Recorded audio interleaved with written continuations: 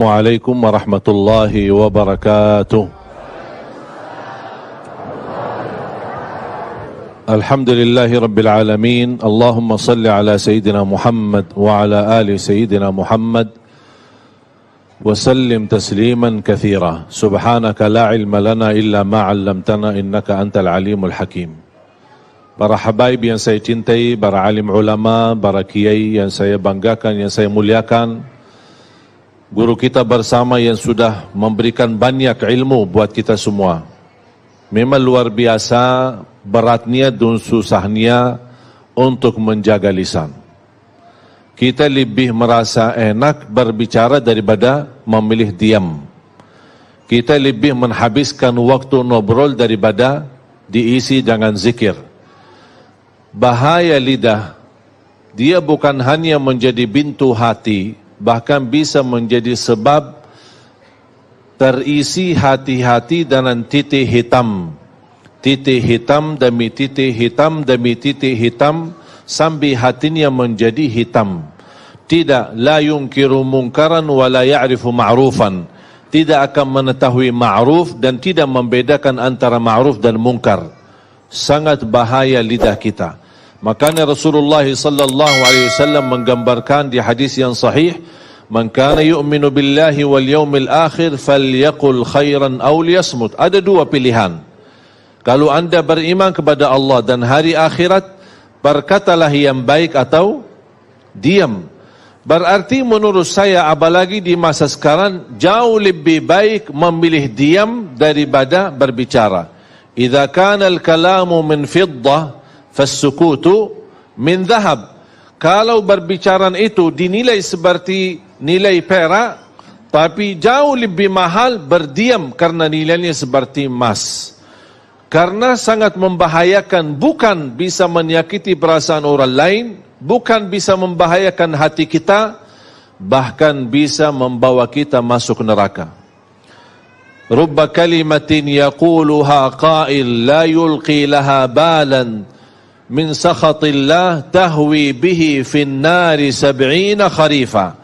Bisa saja seorang berbicara, tapi dia tidak menilai dan memperhatikan perbicaraannya, mendapatkan kemurkaan Allah gara-gara perbicaraannya itu, dan masuk neraka 70 tahun.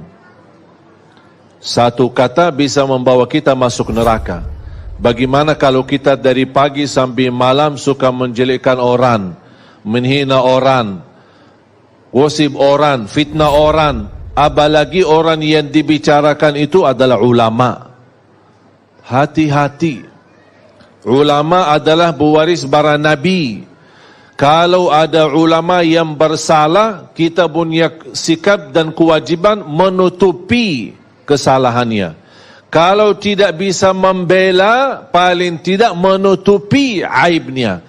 Ini ulama, kalau sudah rusak nama baik mereka, na'udzubillah, jangan kita terlibat merusakkan nama-nama baik mereka. Mengapa kita berusaha menutupi aib orang lain? Supaya kita ditutupi aib kita oleh Allah subhanahu wa ta'ala. Man tatabba'a awrata akhih, tatabba'a Allahu awratah walau fi jawfi baitih. Barang siapa yang suka mengikuti aibnya orang, akan Allah membuka aibnya walaupun di dalam rumahnya sendiri. Jamaah sekalian yang dimuliakan Allah subhanahu wa ta'ala, banyak pesan-pesan Allah di suratul Hujurat. Saya nasihatkan Anda semua kalau nanti pulang, buka Al-Quran suratul Hujurat. Banyak nasihat-nasihat, moral-moral, akhlak-akhlak untuk mendidik kita kalau kita bisa belajar dan kita praktik. Allah subhanahu wa ta'ala berfirman, A'udzu billahi minasy syaithanir rajim. Ya ayyuhalladzina amanu in ja'akum fasiqun binaba'in fatabayyanu an tusibu qauman bijahalatin fatusbihu ala ma fa'altum nadimin. Allah subhanahu wa ta'ala menajarkan kita untuk bertabayun ketika kita didatangin berita fitnah, berita yang tidak jelas sumbernya, hati-hati. Sama dengan posisi lidah adalah posisi HP.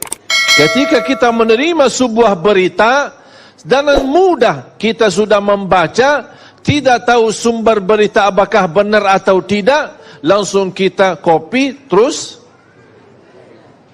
dipas dan dikirim. Itu yang saya sebut dosa jariah. Biasanya tahu apa? Sedekah jariah atau amal jariah. Ini dosa jariah. Apa itu dosa? Kalau sudah terlanjur kita menerima berita yang hoak, berita yang tidak benar, atau video yang tidak benar, atau video isinya maksiat dan dosa, terlanjur kita sudah lihat, udah cukup, astaghfirullah wa atubu ilaih. Jangan coba-coba kita sebarkan dan kirim ke orang lain. Kalau kita meninggal dunia, apa yang kita sudah kirim, itu yang menjadi terbuka buku amal kita, dan menalirkan dosa-dosa sepanjang video itu masih berjalan. Na'udzubillahi min zalik. Cukuplah jamaah sekalian berbuat dosa kita, yang kita harap selalu diampuni Allah subhanahu wa ta'ala. Makanya jangan coba-coba kita menyebarkan berita, apalagi kita menggunakan lidah kita. Kalau kita tidak bisa berbicara baik terhadap teman kita, lebih baik kita diam. Allah subhanahu wa ta'ala mengizinkan kita berbicara dalam keburukan ketika ada orang yang menzalimi kita. Contoh, kalau ada orang menzalimi kita dan persoalan kita sudah masuk sebagai kasus sampai ke mahkamah, di sidang, dipanggil, pasti ditanya dalam kasusnya terhadap si orang yang menzalimi, ambil harta kita, ambil hak kita, atau menzalimi kita. Pasti ditanya oleh hakim, bagaimana posisinya? Apakah saya boleh enggak bicara keburukan orang tersebut? Karena dia di dalam posisi menzalimi saya. Atau saya diam ketika ditanya oleh hakim, oh maaf pak, saya enggak berani ngomong karena saya takut dosa. Terus gimana mau diselesaikan masalahnya di mahkamah, di depan hakim?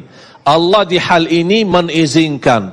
La yuhibbullahu al-jahra bis-su'i minal qawli illa man zulim. Allah tidak suka orang-orang yang berbicara buruk terhadap orang lain, kecuali orang-orang yang pernah dizalimi. Kalau ada orang menzalimi kita, orang-orang menyakiti kita, kita berhak membela, kita berhak berbicara, tapi tidak boleh berlebihan. Artinya ketika kita ingin membalas, ingin menyampaikan, ingin menolong hajat-hajat kita kepada hakim atau kepada orang-orang yang bisa membantu kita, tidak boleh menjadi di posisi dizalimi, menjadi orang yang menzalimi.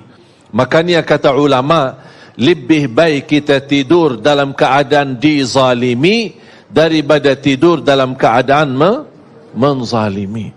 Lebih baik kita dihina, kita dicaci maki, kita difitnah, tapi saya berusaha menjaga lidah. Termasuk amal kebaikan, bukan hanya membawa keburukan, kebaikan-kebaikan, amalan-amalan salih yang kita lakukan, gara-gara lidah bisa menjadi hanus amal kebaikan kita. Bisa sia-sia amal-amal kebaikan kita. Kalau Allah sudah menanugerahkan kita beramal salih dan tidak ada yang tahu, jangan menjadi kebiasaan suka mencerita kebaikanmu saat anda melakukan kebaikan itu sendiri. Contoh, suka tahajud? Langsung jawab suka. Besok pagi kita ketemu teman pas di kerja. Teman kita melihat, aduh, kita ngantuk. Kenapa? Saya tadi malam capek, sepanjang malam salat malam. Kenapa cerita? Kalau sudah melakukan kebaikan, apalagi di saat tidak ada yang tahu, tidak usah kita ungkapkan. Sebagaimana kita tidak berani mengungkapkan dosa kita, ada enggak yang biasa bisa ketika malam hari dia berdosa, besok pagi dia ketemu teman, aku semalam dosa. Berani enggak? Kenapa? Malu kan? Sama. Kalau Allah sudah menanugerahkan kita bisa beramal salih sembunyi, jangan dibukakan. Tapi kalau ada orang tahu kebaikan kita, tapi bukan kita yang cerita, itu tidak masalah.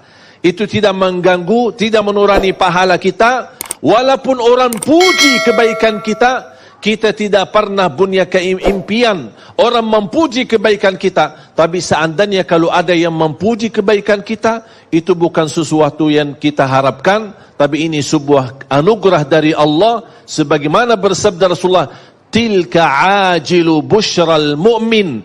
Inilah berita gembira yang Allah anugerahkan dari lidah-lidah hamba-hambanya yang memuji orang-orang salih. Faham?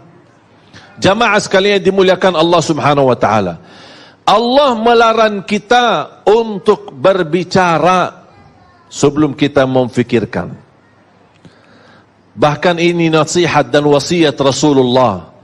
Bahkan itu wasiat Sayyidina Ali bin Abi Talib radhiyallahu an, "Fakkir fima taqul, fa in kana khairan faqul wa illa faskut." Berfikirlah sebelum berbicara. Kalau itu baik, lanjutkan. Kalau tidak baik, lebih baik diam. Sebagaimana bahaya lidah, bisa satu keburukan yang kita ucapkan membawa kita masuk neraka 70 tahun. Tapi alhamdulillah sebaliknya, Allah memberikan dengan lidah yang ringan untuk bisa berzikir. Amalan ibadah yang paling ringan, tapi di sisi Allah pahalanya paling besar.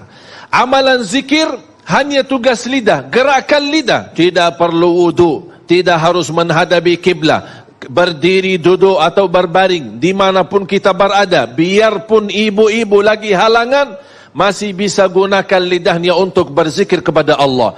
Amalan ringan, mudah dibaca, mudah diingat, mudah dihafal, mudah diucapkan, tapi pahalanya sangat besar. Contoh sederhana, subhanallah wa bihamdi, subhanallahil azim. Dua kalimat, ringan di atas lisan, berat di atas timbangan, dicintai Allah, subhanallah wa bihamdi, subhanallahil azim. Makanya kita berusaha daripada isi yang buruk dan lidah kita selalu kesibukan untuk mengisi zikir supaya terhindar hati kita dari hal-hal yang membahayakan iman kita.